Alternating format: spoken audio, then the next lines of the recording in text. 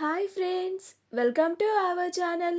Brahmamudi serial next ఎపిసోడ్లో ఏం జరగబోతోందో ఈ వీడియోలో చూసి తెలుసుకుందాం. యామినిని పెళ్లి చేసుకుంటానన్న రాజ్ అసలేం జరిగింది అని తెలుసుకోవడానికి ఈ వీడియోని స్కిప్ చేయకుండా ఎండ్ వరకు చూసేయండి. యామిని నేను చనిపోతాను అని బెదిరించి మరీ రాజ్ని పెళ్లికి ఒప్పిస్తుంది. అలా రాజ్ యామినిని పెళ్లి చేసుకుంటాను అని అంటాడు. ఇందిరాదేవి ఎన్నిసార్లు ఫోన్ చేసినా కానీ రాజ్ అస్సలు ఆన్సర్ చేయడు. రాజ్ ఆన్సర్ చేస్తే ఇందిరాదేవి అడిగే ప్రశ్నలకి తన దగ్గర సమాధానం లేదు అని కాల్ని ఆన్సర్ చేయకుండా ఉంటాడు. ఇందిరాదేవి అపర్ణలు ఇద్దరు ఎందుకని రాజ్ కాల్ ఆన్సర్ చేయడం లేదు అని కంగారు పడిపోతూ ఉంటారు. రుద్రాని వచ్చి ఎల్లుండు ఆ యామినిని పెళ్లి చేసుకుంటూ ఉంటే ఇక మనతో పనేముంటుంది, మీ కాల్ని ఎందుకు ఆన్సర్ చేస్తాడు అని అంటుంది. ఆ మాట వినగానే ఇద్దరు కంగారు పడిపోతూ ఉంటారు. నిజంగానే ఆ యామిని బెదిరించి రాజ్ని పెళ్లికి ఒప్పించేసి ఉంటుంది. అందుకనే వాడు నా కాల్ని అస్సలు లిఫ్ట్ చేయడం లేదు అని అంటుంది. అలా ఇద్దరు చాలాసార్లు ట్రై చేసిన తరువాత ఒక నిర్ణయానికి వస్తారు. ఈసారి ఆఖరి ప్రయత్నంగా కావ్య చేత కాల్ని చేయిద్దాము, వాడికి కావ్య అంటే చాలా ఇష్టం, ఖచ్చితంగా వాడు కావ్య కాల్ని ఆన్సర్ చేస్తాడు అని అనుకొని ఇద్దరు కావ్య గదికి వెళ్తారు. అక్కడ కావ్య కంగారు పడుతుందేమో, ఎక్కడ ఏడుస్తూ కూర్చుంటుందేమో అని వీళ్ళిద్దరూ ఆందోళన పడుతూ ఉంటారు.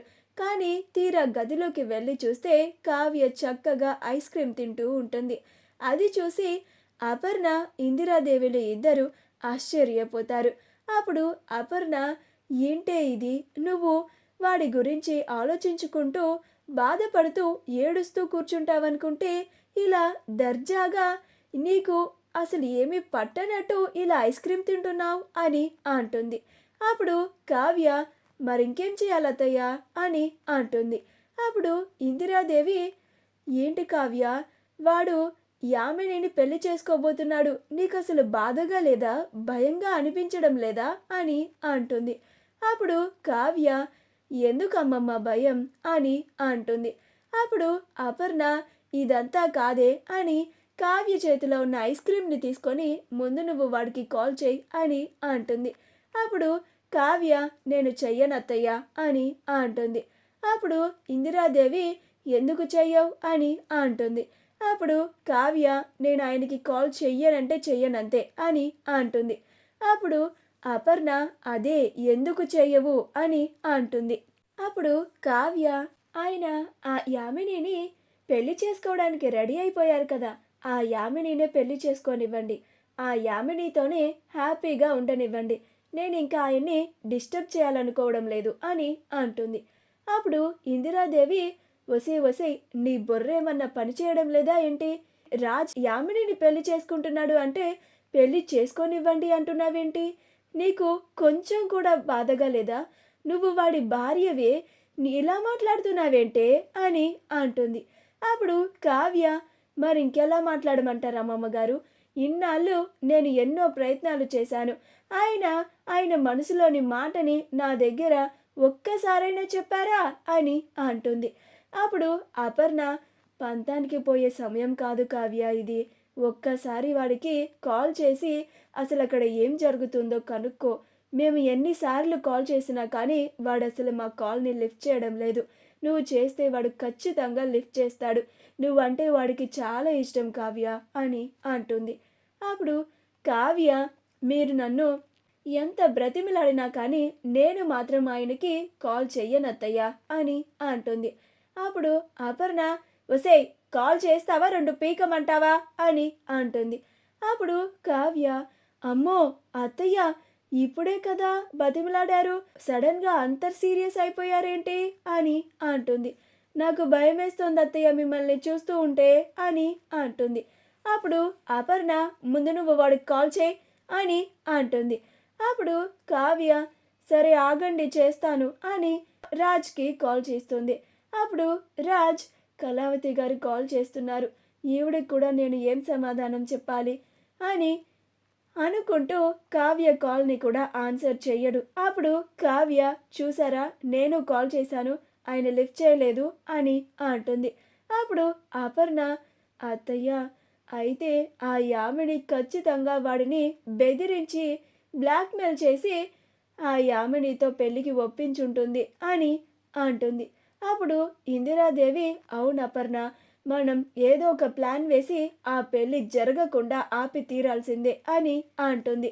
అప్పుడు కావ్య మీరు కంగారు పడకండి అత్తయ్య, ఆ యామిని ఆయన్ని ఎట్టి పరిస్థితుల్లోనూ కూడా పెళ్లి చేసుకోలేదు అని అంటుంది. అప్పుడు ఇందిరాదేవి ఇంత ఖచ్చితంగా చెప్తున్నావు, ఏమన్నా ప్లాన్ వేసావా అని అంటుంది. అప్పుడు అపర్ణ అవును కావ్య, ఏదన్నా మంచి ప్లాన్ వేసావా చెప్పు చెప్పు అని అంటుంది. అప్పుడు కావ్య లేదత్తయ్య అని అంటుంది. అప్పుడు అపర్ణ ఏమీ ప్లాన్ వేయకుండా ఇలా మాటలు చెప్తున్నావా, అయ్యో అత్తయ్య మీరు పదండి మనం వెళ్ళి ఏదో ఒకటి చేసి ఆ పెళ్ళిని ఎలా ఆపాలో ఆలోచిద్దాం అని అంటుంది. అలా అందరూ హాల్లో ఉంటే యామిని కావ్యని వాళ్ళ పెళ్ళికి పిలవడానికి కావాలని ఆ ఇంటికి వచ్చి కళావతి గారు, కళావతి గారు అని పిలుస్తూ ఉంటుంది. ఇంట్లో ఉన్న వాళ్ళంతా యామిని వాళ్ళ ఇంటికి వచ్చి కావ్యని పిలుస్తుందేంటా అని ఆశ్చర్యంగా చూస్తూ ఉంటారు. అప్పుడు కావ్య వచ్చి ఏంటి యామిని అని అంటుంది. అప్పుడు యామిని ఎల్లుండు నాకు మా బావకి పెళ్లి జరగబోతోంది. మా బావ నన్ను పెళ్లి చేసుకోవడానికి మనస్ఫూర్తిగా ఒప్పుకున్నాడు. అందరూ విన్నారా? మా బావ నన్ను పెళ్లి చేసుకోవడానికి మనస్ఫూర్తిగా ఒప్పుకున్నాడు అని కావాలని 2 సార్లు చెప్తుంది. అప్పుడు అందరూ ఆశ్చర్యపోతారు. అప్పుడు యామిని నువ్వు మా పెళ్ళికి తప్పకుండా రావాలి కళావతి అని అంటుంది.